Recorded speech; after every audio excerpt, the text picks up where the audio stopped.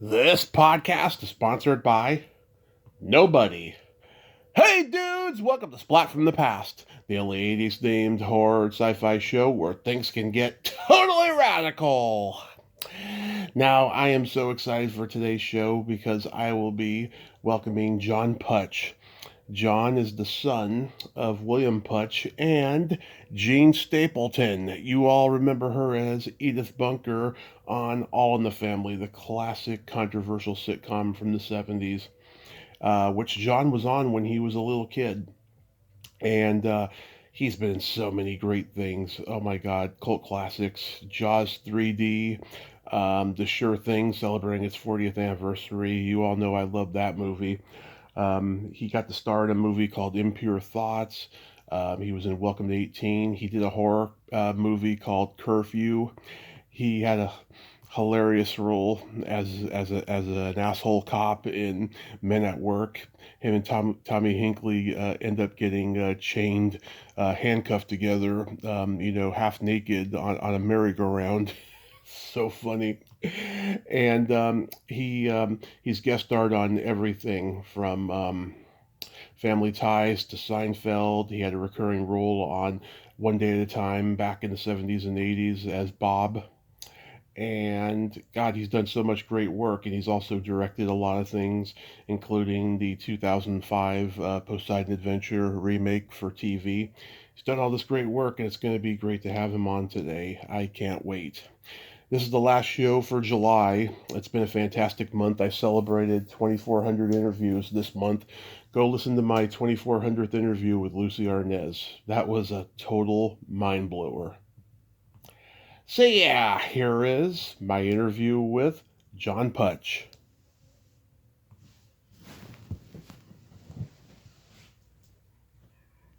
Hey John, welcome to the show, sir. How are you today? The Tommy gun. I'm good. How are you, my friend? I am fantastic. I can't tell you what a great honor this is. Thank you so much for coming on today. Sure. Sure thing. Everybody else I know has done your show. My question is, what took you so long? I don't know. I get that question a lot these days. I don't know what it was. So, Well, very good. What's going on? so going back in time, you of course had famous parents with Gene Stapleton and William Putch. So I can imagine they instilled a love of acting in you early on. Oh yeah, sure. I was put up on the stage when I was 6 years old at my father's theater in Pennsylvania, where we all worked, and sort of got the bug there. And and I grew up in an environment where your playground was a legitimate summer theater that had been running for Hmm. he'd been running for at least over a decade when I came along. So that was sort of like, and we were in the middle of nowhere in the woods, so it was sort of like that was the playground. That was what informed me, and that's I guess how I got into it. Clearly, Did you guys move to LA when she got All in the Family? yeah. We were back in New York, Pennsylvania. The theater was in Pennsylvania, and then my mom and dad, we lived in New York City because they were both working there in the off season. But we'd go down to Pennsylvania for the summer theater season, which he was full on into, and we did that all the way through until Mom got All in the Family in like 69 or 70. There were a bunch of pilots. Yeah. She would go out to L.A. and do the pilots, do the show, whatever. Anyway, when the show got picked up and it took off, we would spend the winter time in California as a family, and then in the summer we would be back in Pennsylvania working at the theater with Dad. So Dad's career was the theater, and Mom's career became that show at the time. But she would always come back and do at least 2 shows every summer. And then me and my dad and my sister would stay and do the rest of the summer, and then we'd all meet up again in the fall back in California. So it was a nice childhood, I got to say. Yeah, it sounds like it. How old were you when you did your first play? I was 6 years old, Hmm.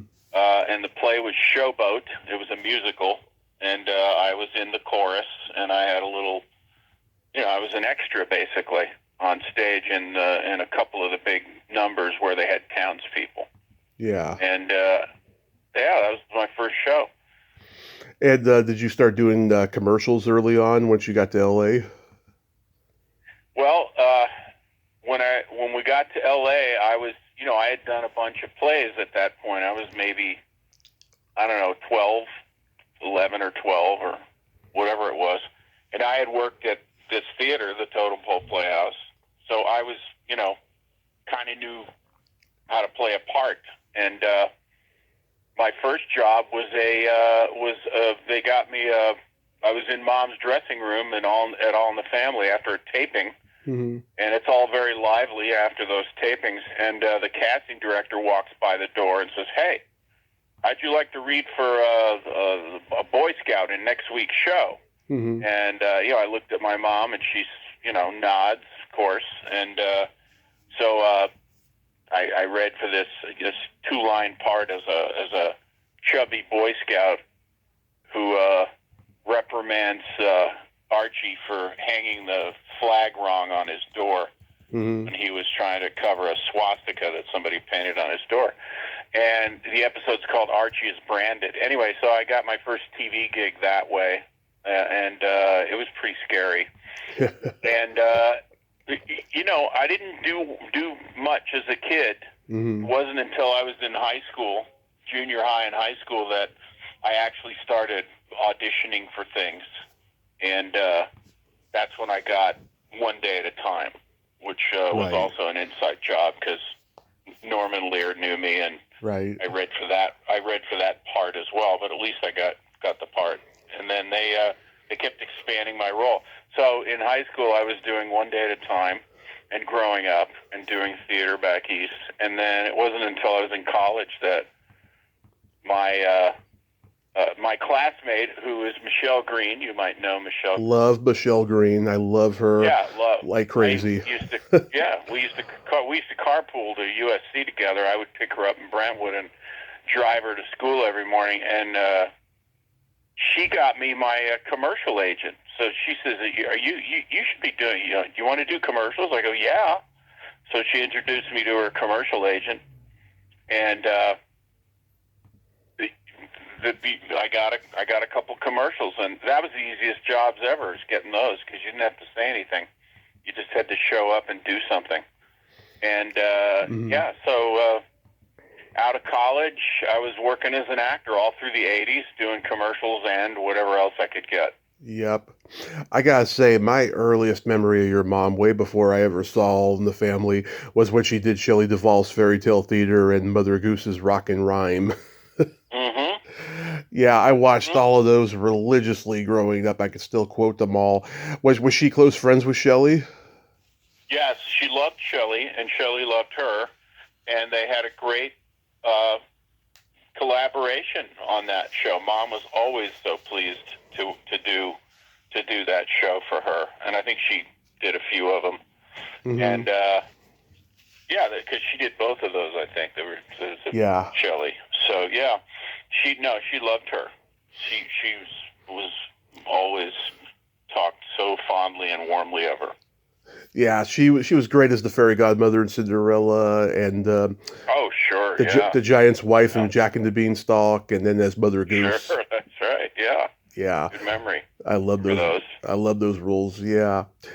Now, you had played a Boy Scout on All in the Family, but like you, were you there for like tapings a lot? Oh, all the time. In fact, Hmm. me and my buddy Jonathan, my childhood best friend, and to this day remains my best friend, Hmm. we were in the audience every Friday night. My sister was too, and my dad mostly. And we saw most of them. Uh, they didn't let kids under 16 in the audience back then because of the content was considered risque for kids, but if you were family members or guests of the cast, that didn't apply. So we were there every week, and I saw some of the most amazing tapings, and saw the inner workings of the whole place. It was fascinating. And my friend Jonathan and I, we used to. We're on the laugh track, by the way, of all the shows. We literally timed our chuckles or our chortles to just occur right as the other laughs were dying out, or if there was like a semi-titter somewhere, we would just jump in with a make something identifiable that we would laugh our asses off when we'd watch the show, because it would, they taped the audience's reactions live when they did the tapings. So yeah, I saw a lot of those shows. I got to go in the control room and see how that all worked. It was fascinating, and Mom and Carol rolled that piano out before they started the show, and they would perform that song live, studio audience every Friday night. It was fantastic. It was a lot of fun. Wow. Right. So you were there. You were there when Sammy was there. Yes, I don't recall much about that night, but I do remember seeing it, and all of them. Just Henry Fonda. I remember, I was a little older, and I when you're young and you watch that show, it's funny, but you don't know why, because your context of the politics and the characters are different. But when you reach junior high or middle school age, all of a sudden you're aware of way more than you were as a little dumb kid. So I remember a lot of the seasons like 4 through 8 better than I remember 1 through 4. And I saw them all. They were fantastic. And the what was great about that show and the Norman Lear world back then, which I was lucky enough to be a part of with One Day at a Time, was after the shows, it was like theater almost, because everybody was like stayed. Oh, yeah. They stayed around, and they were hanging out in the halls, and the dressing room doors were open. There was a long hallway, and the dressing room doors were open, and everybody had their guests going from door to door, saying hi to everybody and congratulating them, and and there were soft drinks and snacks and all that stuff, and you'd be mingling with whoever the came to the show. And back then, it was major mockers were coming to that show. It was a show to be seen, and that was fun. And then I got a little bit of the same when I started doing One Day at a Time all the time, or a lot. It was kind of like it was at the same studio, and it was almost the same camera crew. It was a lot of the same people, and it was really fun. It was like a Norman Lear college campus, really. At KTTV, when he moved all the shows from CBS to KTTV, he had All in the Family, Maude, The Jeffersons, Facts of Life, Good Times, Good Times. Name all of his shows, and he had them there, and they were all like they would occur, so he could actually, oversee them all. They were all under one roof at one studio, which was the old Channel 11 up on Sunset Boulevard in Hollywood. It's called KTTV. Pretty fun. I mean, I'd walk in the halls of that rehearsing One Day at a Time, and I'd run into Sherman Hemsley, and he'd, "Hey, Johnny," and we'd talk out in the hall. He'd give me a pat on the back, and it was all real fun. It was like summer stock almost. You were rehearsing in the day, and at the end of the week you'd be shooting, and everybody was very supportive. It was fun. It was really fun. That is so awesome. Yeah, I mean, back then there was a real camaraderie. There was no internet. Everybody knew each other. It was much more civil. Got that right. Yeah, it was much more civil back then, it seems. Now, when you were on One Day at a Time, oh my God, Pat Harrington was so funny. He must have been cracking everybody up. He was the greatest. He was the greatest. Love that guy. And I was friends with him and his sons, and he was very responsible for me being asked back on that show because one episode that they put us together and we got to do a few bits, and I was used to doing summer theater, which is nothing but farces and comedies and bits. So we got a few laughs together, and he was super excited about that and lobbied hard for me to do more episodes, and he let it be known that I could be a funny sidekick to him occasionally. Mm-hmm. And they listened, obviously, and thankfully I didn't screw it up, so they asked me back. Yeah, and God, I mean, that show, at the time, it was pretty radical to have, a single mom with a different last name, than her kids and all of that stuff. And yeah, I mean, Norm, I mean, God, the guy lived to 101. He didn't get success till he was 50. I mean, that's a success story there. Yep, no question. Yep. Yeah, did you stay did you stay in contact with Norman until he died? Yep, pretty much. Not in the last maybe 15 years, but we were in touch a lot. We shared the same birthday, so often we would call each other and see who could beat each other to the call to wish each other a happy birthday. And then that sort of trailed off after years. And then I'm trying to remember the last time I saw him. I don't remember the last time I saw him. It was a long time ago, but I talked on the phone with him a few times. And then, of course, when Mom passed away, we kind of called him first to let him know that it was coming, and he was sweet on the phone. And then, and then I think I chatted with him one more time over the last 10 years, and then, but hello and hi, how are you through other people, and I went to middle school with his daughter, Maggie, and I don't know, we were all connected. All those Norman Lear people and their cast members and their kids were all somewhat connected back then. Oh yeah, what did you think of the Netflix reboot of One Day at a Time? Did I watch that one? Oh, you mean the series, the new one, the one that was, yes. Yeah. I thought, you're not talking about when they did those remakes of All in the Family for one night only. You're talking about the series. Well, that ran a few seasons, didn't it? It did. I didn't really watch it. I didn't either, because I'm such a purist. I'm such a purist of the original. I was like, I'm not watching this. Yeah. That's, for me, it was just I didn't see the need in watching it, so I didn't. But I'm that guy. I'm a different guy.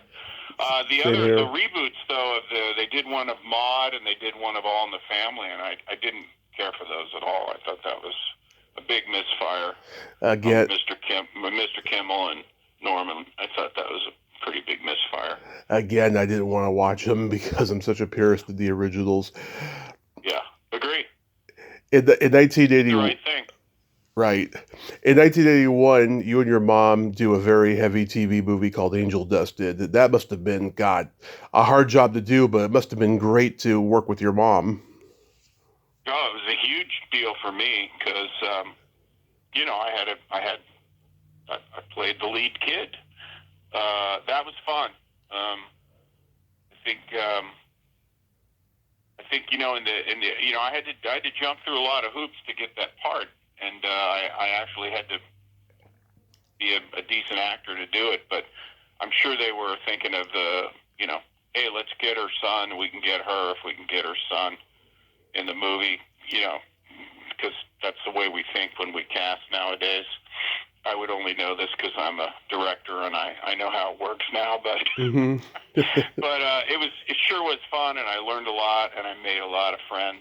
Lifetime friends, and I had worked with Mom a lot in the theater. We had worked together many times, and so it was no big deal to me. We were just doing our normal stuff that we always did, and a totem pole. Yeah, what was Arthur Hill like? Oh, he was great. Sweet guy. He lived down the block from us, actually. He was like three houses down when we lived in our first house in California. So that was fun. And, I made such connections with the director, Dick Lowry, and his family. Mm-hmm. And I met Helen Hunt, who became a dear friend for, still are today. And just, it was a really, it was an exciting experience. And I got to work with Pat Cassidy, who was also a child of a celebrity. His mom was Shirley Jones, and we used to see them at our house when we were kids for parties. And so there was Patrick and I were doing this college movie together, and it was good times, really good times. No internet, no cell phones. Yeah. Then you do an ABC after school special, The Wave, based on another heavy true story. And I've talked to Bruce Davison. I've met him in person. He's a sweet, sweet guy. He must have been great to work with. Yeah. Yep. Yeah. Laurie. Yeah, no, that was kind of a, no one knew how highbrow and important that turned out to be, but it certainly did, in fact. And oh my God, the cast, I know all the cast in that too. We're still in touch. I'm still in touch with Jamie Rose and Mark Lepage and Bruce, obviously, and the woman who played Bruce's wife, Wes Fenning. She's dear friends of our family and my wife's dear friend, and Lori Lathine, who played my girlfriend. Love Lori. All of them. Yeah, it was really fun. That was the director was this incredibly serious British guy named Robert Day, and I forget what he had done. He had done something very important prior to this, and this was his first, independent TV job, and he was quite nice but erudite, and it was won a Peabody, I think, that thing. Oh yeah. Bruce was great in that. You can just hand that one over to Bruce. That guy's great. He's a character actor. I mean, he could play good, he could play bad. I mean, he's just so talented, that guy. Very talented. Totally. And I saw him at a film festival years ago, and I got to give him a hug. And and he looked me in the eye and he said, "Hey, I know you're a director, so whenever you need an old character guy, think of me." And I swear to God, I've been trying to get him on almost everything I've done that has a part for him over the years, and I just haven't been able to get it done. Oh, I hope you get to, though. I hope so. Yeah, me too. Me too. I remember when you did the Family Ties episodes. You did the virginity loss episode with Amy Steele, another awesome lady. Yeah, yep. That was the first one I did, and that's how I met my wife, actually, because she was a dear friend of Amy Steele's, and she's responsible for us meeting, and here we are. 9 years later, married. Yeah. Not Amy Steele, my wife. Yeah. Amy Steele married Pulitzer, right? Right. Yeah, the Pulitzer Prize guy. And I directed Amy in a few things that I was directing over the years, and I've worked with her kids. You end up just collecting friends along the way and trying to work with them, the rest of your life, really. Yeah, and that episode was directed by Tony Mordente from West Side Story, who I got to interview before he passed. Yeah, that guy was fun. Yeah. I knew all about Tony Mordente, believe me, when he was directing. Yeah. I just couldn't believe it. He had great stories, that guy. Yeah. And then Wasn't he married to Cheetah Rivera at one time? I think he may have been, yeah. Yeah. That was pretty cool. He was. I worked with a lot of fun directors in the sitcom age, back then, as I was coming up. He was one of them for sure. You did the birthday episode with Crispin Glover long before him and Michael did Back to the Future. Um, Hmm? the Hmm? the third one you were in, one of my favorite people in the world was in that episode, Carrie Remsen. Oh, dear Carrie. Yeah, we're in touch with Carrie. We see her and Yeah. friends, and she was dear, dear, dear. Her family was really tight with my wife's family, my wife's father, my wife Julie Hmm. Phillips. Her dad was director and actor Lee Phillips, Of the Andy Griffith and Show and On the Right Track, one of my favorite movies of all time. yeah, and Yeah. Lee was dear friends. Lee and Barbara were dear friends with Burt Remsen and his wife Barbara, and all the kids, and that's how I met Carrie, and well, you know, Yeah. I guess I met her before, but didn't realize it, and then years later. But yeah, she's great. Now this week is Jaws week for me because today I got you and tomorrow I got Robert Shaw's nephew to talk about the original Jaws. Oh, Um, cool. yeah, so like, yeah, you had to have been a fan of the original, and you probably were excited to do Jaws 3. Oh, you bet. You bet. That was, yeah, and we are in Jaws month. I was just down in Florida at a Shark Con doing a panel for Jaws 3. Hmm. And, yeah, no, that was a big deal. That was sort of around the same time as Angel Dusted. I can't remember which came first. I think Angel Dusted came first. Definitely. And that came right after, because I remember we shot Jaws 3 in '82, came out in '83. So yeah, that was quite an experience, for a 20-year-old kid to 21-year-old kid to get a big part like that in a movie, and it's super fun. I have some amazing photos. Yeah, Joe Alves, I got to talk to him years ago. Man, that guy's got stories about the Jaws movies, and Oh my God, he's the oracle of those films. Him and him especially, because he was there for all of them. You know? yeah, and just how much of a problem Bruce was, you know. Mm-hmm. Yeah. I don't remember it being a problem on part 3. By the time we got to number 3, that Roy Arbogast really had it down. I don't think that thing ever held us up, his mechanical sharks. So I think the 3D process was actually held us up more than anything. Yeah, I think by then the technology improved, because Yeah. it was so B movie like in the original. Yeah, but effective, let me tell you. Very effective, yeah. Especially at the end there when Shaw gets eaten and Scheider, gets away from it. I mean, it was pretty effective.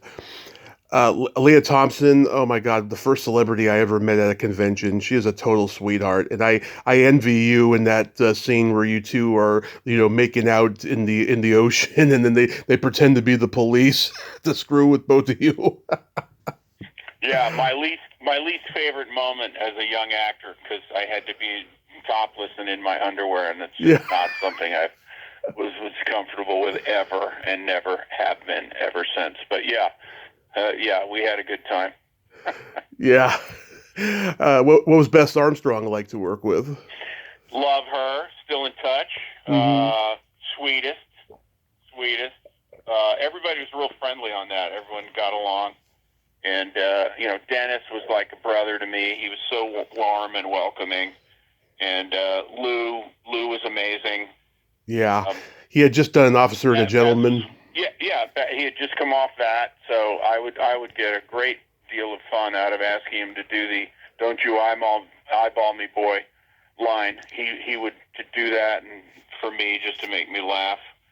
And Bess was so sweet and friendly, and we all hung out. Leah, everybody. Leah hooked up with Dennis pretty soon after she got there, and so they were together. And me and I have friends from that shoot as well that are lifelong friends. So yeah, great times, and just exciting energy, a lot of energy. and I don't ever remember complaining, ever, like I do now. Were you disappointed, though, that the movie wasn't a huge hit? Well, no, I don't know. Maybe back then, because I was at the front end of my career, and I really was hoping it would do something for me. Mm-hmm. And but it was a box office success. So I guess in that respect, it worked out. But yeah, Bess and I we saw a screening at Universal one day, and we didn't know what to think when it was over, because it was, it was different, and so. Yeah. But it really didn't matter. It just didn't matter. I love Joe, and I think he did a great job, and we did what we could with the material. I'm not saying anything disparagingly about it, because I'm really proud to be a part of it. I'm absolutely happy to be in that group, in that cast. That was a fun time, and people seem to enjoy watching it to this day. So yeah, and I think it came out like a couple of days before I was born. Is that right? I was born June 6th, 1983, and I think it came out on the 3rd, if I'm not mistaken. Yeah. No, July 22, I think. When okay. It came out. Oh, okay. It premiered. Yeah. So you were about a month or so old. Okay. 'Cause I know War Games came out on June 3rd, 1983, so there you go. That's there you one. Go. That was a good one. Oh yeah, it's a great movie. You guest starred on The Duck Factory with Jim Carrey. I remember seeing that show on Comedy Central when like his star first took off. They were rerunning that show. Like, did you know then that he was going to become like a big comedy star? No, all I knew is that Jay Tarsis, who was the writer of that and creator of that show. Yeah, Patchett and Tarsis. I met him. I don't know how I met him. I must have done I think I did a pilot for him, or I read for him for something. Anyway, I knew him, and he put me in there, and I just remember Jim and I were just goofing off the whole time, and we were laughing so hard. We were pretending, we were doing a lot of Mission Impossible jokes with each other, like, we'd pick up like a speck of dust and pretend it was a microphone and plant it on each other and things like that. I wish I could, I'd love to see that episode that I was in, because all I remember is me and Jim laughing.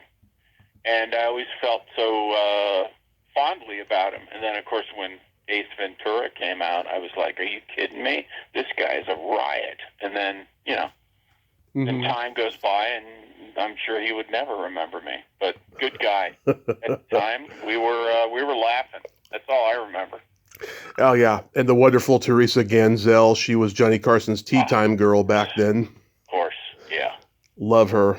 She is awesome. And then years later, I'm directing this show that Zach Braff was in. That Jay Tarsis' son Matt was the head writer. Right. So I got to, I got to see Zach again, who actually is the one that hired me, and then Matt, who I guess we were all Scrubs alumni, the three of us, as well as Yeah. No, just the Scrubs. Yeah. It was called Alex Inc. It was on one season. Oh, okay.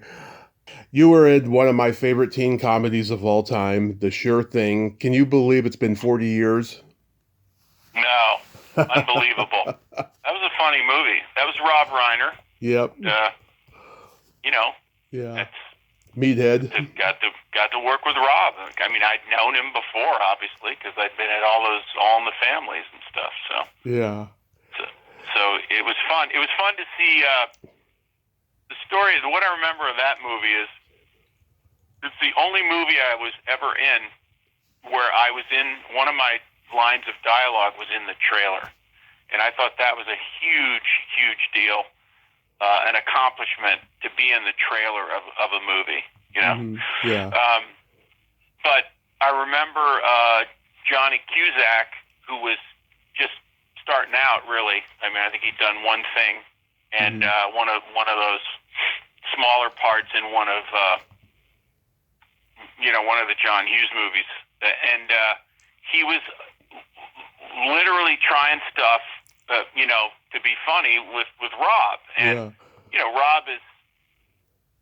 Let's talk about his lineage, right? Yeah. And he ought to know what's funny. So it was amazing. In one scene, in one of the classroom scenes, they're arguing over what's funny and what's not. And, and Rob is like going, "That's not funny." He's just, "I'm telling you, it's not funny. You will not get as big a laugh if you do that versus what I'm suggesting you do." And so Cusack was just absolutely did not want to do something. And I thought, wow, this guy's 22 years old. What is he doing? Or even younger. Right. And then Rob says, "Hey, listen, you know who my father is?" You know who my father? You know who came over to my house every week and did jokes and sketches for us? And he goes, "Who?" "Mel Brooks." He goes, "My dad and Mel Brooks taught me what's funny. What you're doing is not funny." So great. And they compromised at somehow, but I was tickled by that little exchange. Yeah. I just love this movie. It's one of those movies I can quote till the end of time. Fun movie. Yeah. I mean, I've talked to Tracy Reiner, and do you remember Amy Resnick? Do I remember it? No, I do not. Yeah, she was in the classroom with you guys. Her and Daphne, they went to UCLA together. They were in the Actors Gang. Oh yes, I know who you're talking about. Yes. Yeah, she's a dear friend of mine, and they have great memories of being in this movie. That was shot in Stockton, right? Yeah.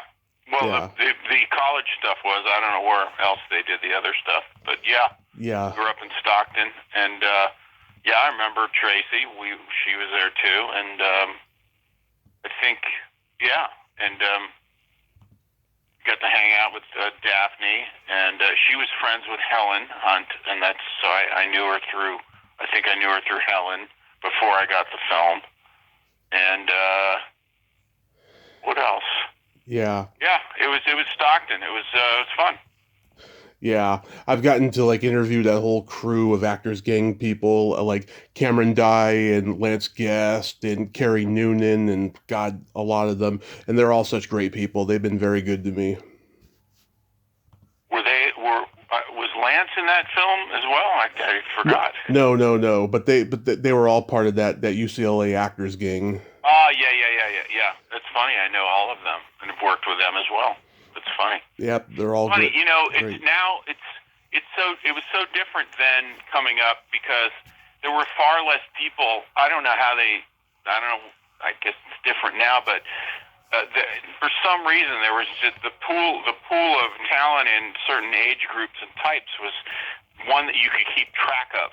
Yeah. And today, when I see how many submissions come in for just a minor part on something I'm directing, my mind is boggled by there are thousands and hundreds and thousands of submissions. So there's just so many people in the pool now attempting to get 1 week's work or something, and it's wild how it's just so different now. And I wouldn't know, of course I'm out of it now, but back then everybody you've named and almost everybody that you've interviewed on your show that I looked at your list, I have worked with in some way or degree, have been around at during the time we came up. So it's just, I don't know how people get a job now. I really don't. Again, it's the internet, I mean, back then it was less polluted, it was a special thing. If it was your destiny, it was your destiny. Maybe. Yeah. That's the way I look at it, What was it like watching Vivica Linfors act? Well, she was a big deal. I had to look her up actually, but knew of her and Rob made a big deal about her, and she was really cool. She was very professional, as I recall, and very serious about what she was doing. And that's basically all I could tell you, because I was too afraid to speak to her too often. She really embodied the typical snarky college teacher who challenges her students, as if she wants them to fail. I just love how she did it, and I love how at the end she's reading the Sure Thing report of Cusack, and after it's over, there's like a silence pause, and then we hear you go, "He was a traitor." Really? I don't remember that at all. Oh, I love that. It cracks me up every time. Yeah, because everyone thought you were going to be getting laid with the Sure Thing, he was going to be getting laid with the Sure Thing. And yeah, that was great. How was making Welcome to 18? Well, that was funny. That was an independent movie, and I already knew, and I already knew Mariska. Yeah. Because I knew her dear friend Angelique Lamore, whose brother was Beau Lamore, and we all went to school together, and in that area in West LA. Mm-hmm. It was fun. It was kind of like a movie without it was like it seemed like an exploitation movie without exploitation is what it really seemed like. So yeah. That was early 80s, right? Or was that mid 80s? 86. Oh, 86. Oh, mid 80s. Yeah. Yeah. Yeah. I remember we went to Tahoe and for some of that, and I remember my good friend Eric Anderson, who played the bad guy. We just lost him to cancer. Oh yeah. Last year. I heard about that. I remember Eric, sweet guy, and whenever I see Mariska now, I just go, man, she did all right. Oh yeah, there's that documentary out about her mom. It's fantastic. Recommended to anyone who wants to see it. I mean, it's fantastically made. I interviewed her stepdad, Matt Simber, a couple of years ago. Oh yeah. Yeah, that was an interesting experience. Yeah, Joanne Willett. I haven't had her on the show yet, but I know her from conventions and stuff. She's great. Great girl. Loved her. I thought it was pronounced Willette. Willette, yeah. Yeah. Willette. Yeah, no. She was great, and great actress. Kristen Kaufman. I've been trying to get her on for years. She's on Facebook, but she hasn't. What about Courtney? Have you talked to Courtney Thorne-Smith? Actually, I don't even think she's on social media. Oh, okay. Yeah, I would love to talk to her. She's great. You got to play the lead in a movie called Impure Thoughts. Yeah, that was 84, I think, and that was shot on 16 millimeter by a couple of filmmakers in Atlanta who won an Emmy for doing Audubon Society films or something. Mm-hmm. And it was this really good writer, Michael A. Simpson, who has since written many amazing things. Yep. It was. I got the job because my friend was friends with him, and got to go down to Atlanta and shoot that. And did a bunch of purgatory scenes, and I remember it was with Lane Davies and Terry Beaver and Brad Dourif, and we got to sit there and act our guts out, pretend we were in purgatory, and I was all over Brad because I was thinking, man, this is Chucky. I'm sitting here with Chucky for God's sakes, and the kid from One Flew Over the Cuckoo's Nest, which was just an unbelievable. He should have won the Oscar for that. I love George Burns, but George Burns was playing George Burns in the Sunshine Boys. I mean, Brad Dourif got to play a real character. Oh no, it was amazing. It was amazing. So yeah, I was all impressed by that. I was very, very intimidated by him, but he turned out to be a cool guy. Yeah, I remember USA Up All Night played this movie like 30 years ago. I remember seeing it. I haven't seen it since, but I was going to talk to Michael Simpson at one point. This is like as the pandemic was winding down. He got super busy with projects, so maybe I'll reach out to him again. Who knows? All right. Well, if you don't have his contact, I do. So just let me know. Absolutely. Yeah. How was the Love Boat experience? I love this. You're going right down the hits, aren't you? Yeah. That was. I'm still an actor in this part of the interview. That was really, again, fun. You got to travel. I mean, we went to Egypt. That was one of those two-parter, the 4-hour minis. Oh no, it was a 2-hour, movie, Love Boat. So it was like basically 2 episodes jammed together, and they would go off and do those like twice a year. So yeah, I got to go on that, and that's where I met Ted Lange, who I'm still in touch with today. Isaac. And Yeah. yeah, we laughed our butts up. We got in trouble. We were cracking up so much in a scene. We had to be scolded because we couldn't get through a take. And yeah, we shot some stuff on the stage at Warner Hollywood. You know, the ballroom stuff. Mm-hmm. And then they ship you off to Egypt, and and what's great about back then is like they'd hand you an envelope. It's the first time I'd ever seen this in my life. They handed you an envelope of cash, and I said, "What's this?" And they said, "It's your per diem." And I didn't know what per diem was. I didn't know that was. I thought they were just being nice, and I didn't realize it was part of the part of what you get when you travel. When you're out of town on a shoot, they have to give you lunch money and stuff. Anyway, they hand me I had to go ask somebody what it was, and they'd explain it to me. Yeah. That's how I'd never been in contact with per diem in my life. But yeah, went to Egypt, and then me and my mom and Deborah Adair went to Israel on the way back, and we did all the Israel stuff, the tourist stuff, and then that was fun. I got to play the Tomb Raider guy, the Indiana Jones knockoff guy. Yeah. John Astin, Valerie Harper, Chad Everett, Catherine Oxenberg, Grant Show. That's a great guest cast. Yeah. No, it was fun, and there were dinners.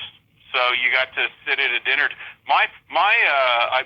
All those guys were fun, and but Chad Everett was really fascinating to me because he was medical center. He was Dr. Joe Gannon on Medical Center, which was a huge show for us.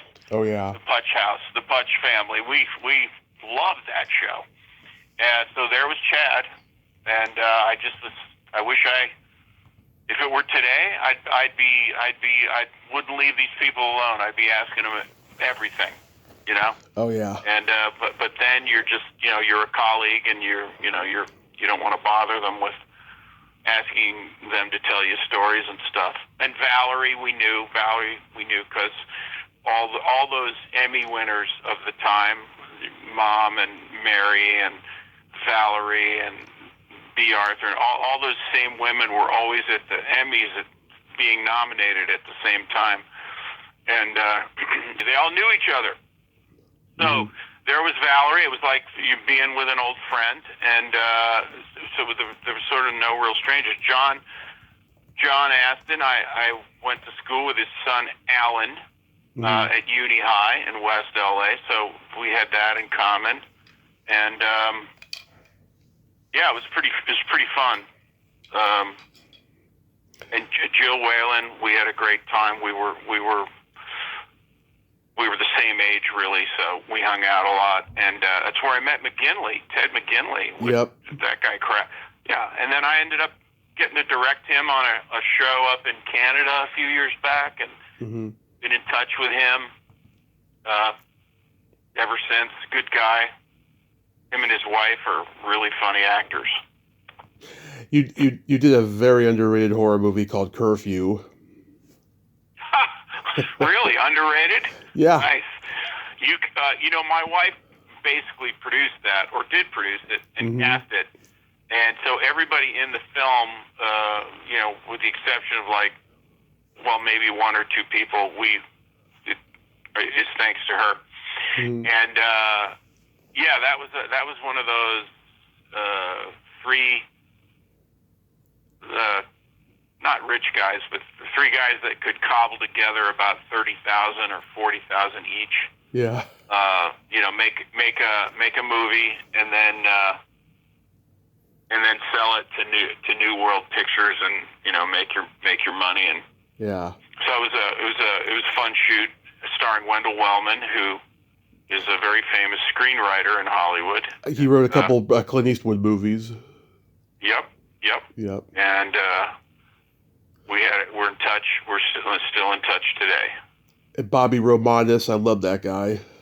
Yep, that Bob's dear friend of my wife's and mine, and yeah. And you got to have a power. You got to have like a power drill like through your abdomen or something. Yeah, that was funny. I got to be a nutcase. You know what's funny is that was such when they did the screening of that in we did it at the Veterans in the VA Center over in West LA.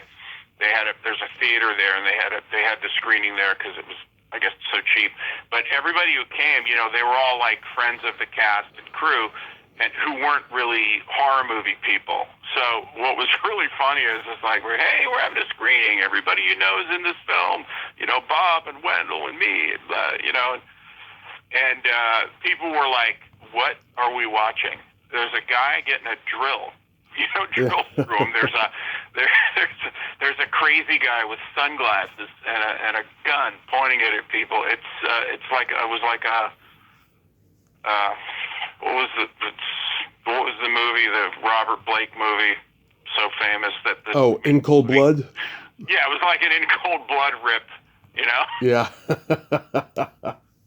Anyway, so people didn't know what to say, and we were laughing about it because some people were just like appalled, Yeah. I mean, people's parents were coming to that one, so they didn't know.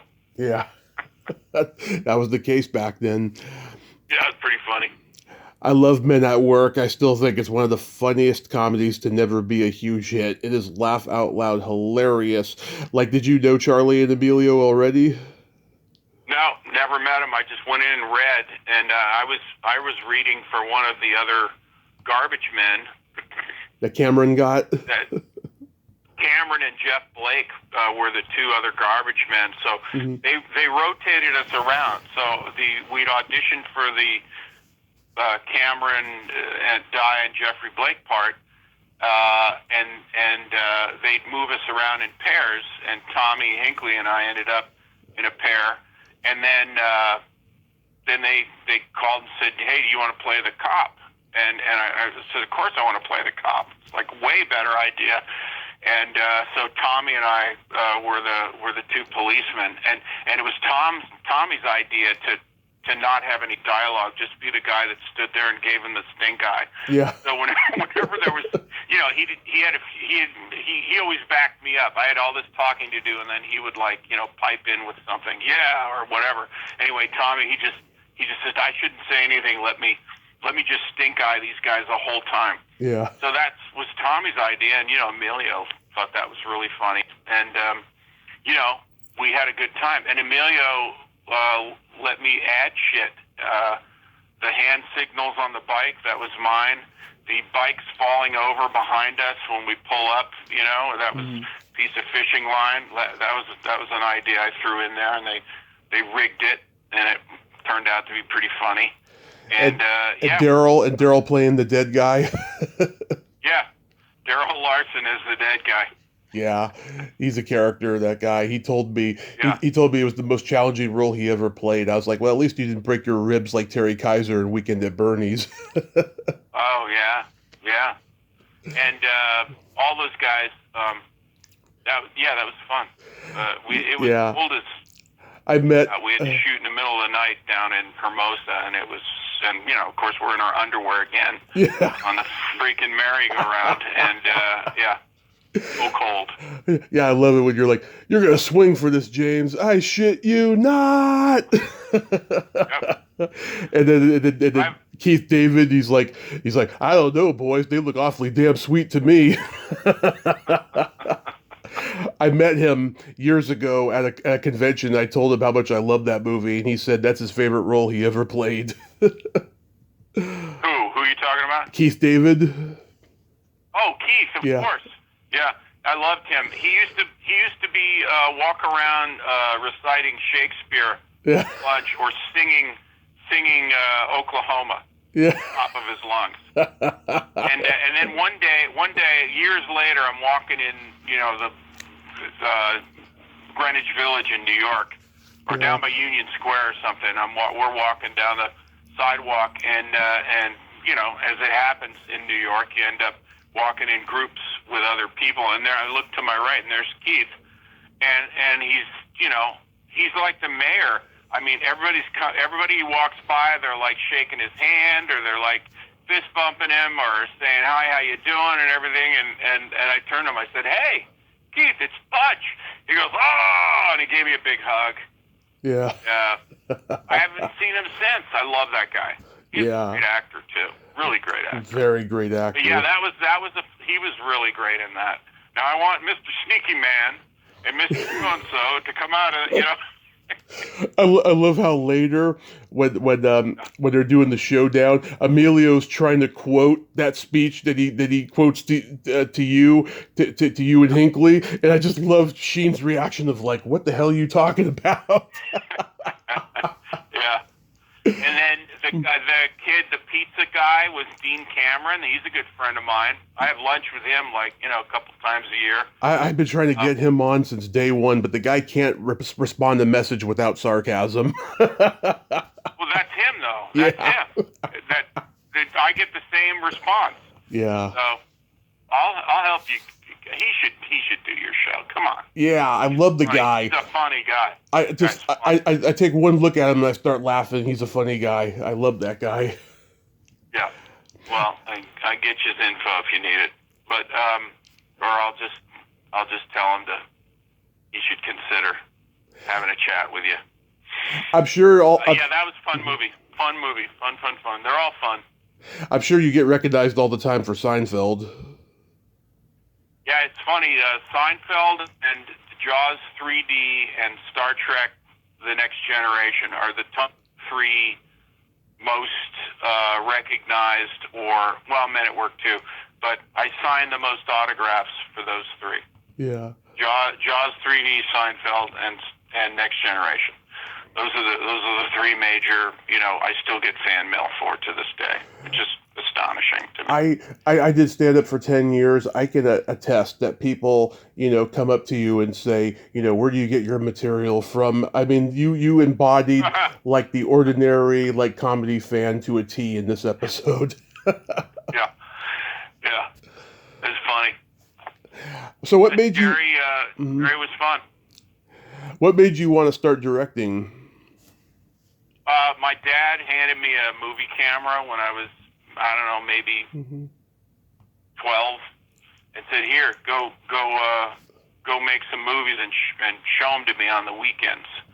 And I'm sure he did it just to keep me out of trouble. And so that's what I did all through junior high and high school, was make films with all my drama friends, because I was in the drama department class of all my schools. And that's where I sort of got the bug. And was always a movie, fan.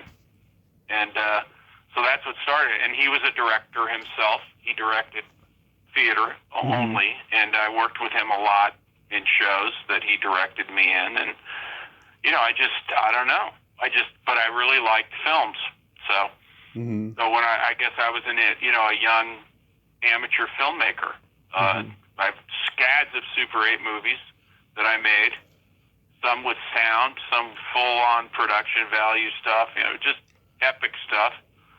And then I graduated to 16 millimeters. I used my acting money to step up my game and shoot some 16 mil and rent equipment, and boy, that was expensive. And by the third short 16 millimeter I guess I'd gotten it right, because that was the one that I was able to show and try to get a job directing.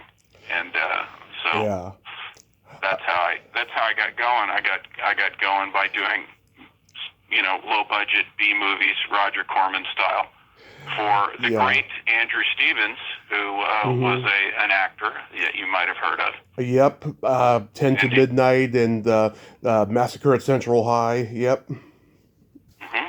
And he and his mom, Stella Stevens.